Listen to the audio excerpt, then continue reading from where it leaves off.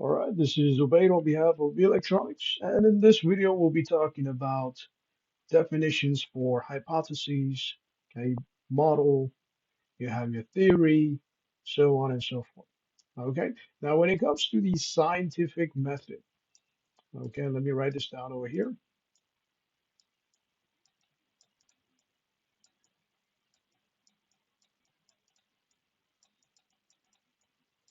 Okay, when it comes to your scientific method, it has to do with testing out a hypothesis. Okay, so research or experiments that involve testing out a hypothesis. All right. Now, your hypotheses on the other side, okay, could be something that you can prove right or wrong. All right. At this point in time, okay, whether in economics or chemistry, okay, you don't know if your hypothesis is correct. Okay, so testing out a hypothesis. Okay, so you have a scientific procedure to test out a hypothesis, just like you would test out a hypothesis in your chemistry class, right? All right, so that would be your hypothesis over here. Now, once you test out your hypotheses, and let's say you're able to prove that this hypothesis is correct, okay, let's say you're able to conclude, okay, in your conclusion, you find out that the hypothesis, your assumption about something is correct, whether in chemistry or economics. Okay, this will develop a theory.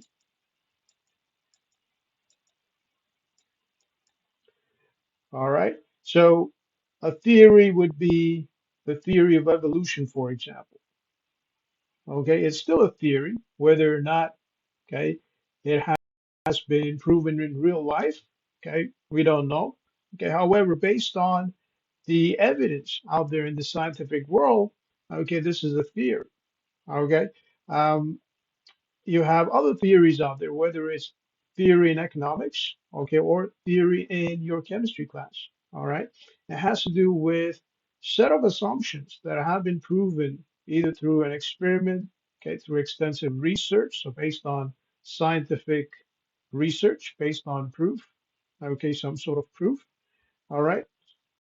Okay, so on and so forth. All right. Now, when it comes to theory, if the theory gains widespread acceptance, okay, so if the theory is widely accepted, okay, let's say universally accepted, okay, it becomes law. All right. And one such law is the law of demand. All right. So that's your law of demand. And you also have your law of supply.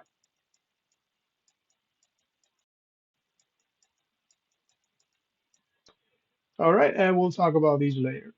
So law is based on theories that have gained widespread acceptance. All right. Now, apart from law, you also have something called a model. And what's a model, you may ask? Well, a model has to do with an assumption of the real world. Okay.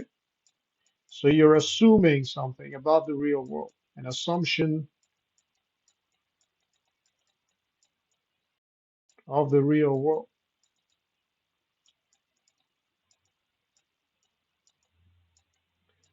All right. An example would be ceteris paribus. Okay. So that would be a model, for example. Okay, all other things being equal, you're assuming that in real life, everything is equal. Okay, every other variable apart from price and quantity will stay the same. Okay, and when you assume ceteris paribus, you're able to figure out the impact of price on demand. Okay, you're able to figure out elasticity. Okay, which we'll talk about later as well. All right, so again, the scientific method has to do with testing out a hypothesis through extensive research, experiments, whether it's in your chemistry class, whether it's in your physics class, in real life, or in economics. Okay. A hypothesis is something that you come up with, okay, to test out a theory, to test out what you're assuming, okay, before you go ahead and um, carry out your experiment. All right, so that would be your hypothesis. At this point, you're not sure. Okay, it could be either true or false. At this point, you're not sure if your hypothesis is true or false. Okay, it's sort of like pulling up your calculator and just assuming that a calculation will be so and so without punching in numbers on your calculator. All right, so that would be your hypothesis. Now, further down, you have your theory. Now, once you test out your hypotheses, once you conclude, okay, get a conclusion for your hypotheses, let's say in an experiment, okay, it becomes a theory. All right. So a theory can go ahead and become a law if it gains some kind of widespread acceptance. All right. So we know the law of gravity, for example. Okay, we know because it has been tested, okay, by many different people, by scientists, okay, by people in this scientific field, okay, by other intellectuals out there, okay, and it has been proven, okay. So for that reason, okay, we know that if something goes up, it will eventually come down because of the law of gravity, right? As long as this something is in the Earth's atmosphere, right? So that would be the law of gravity. Now, apart from that, you also have law in economics, and it has to do with law of demand and supply. All right. Now, apart from the law, you also have your model.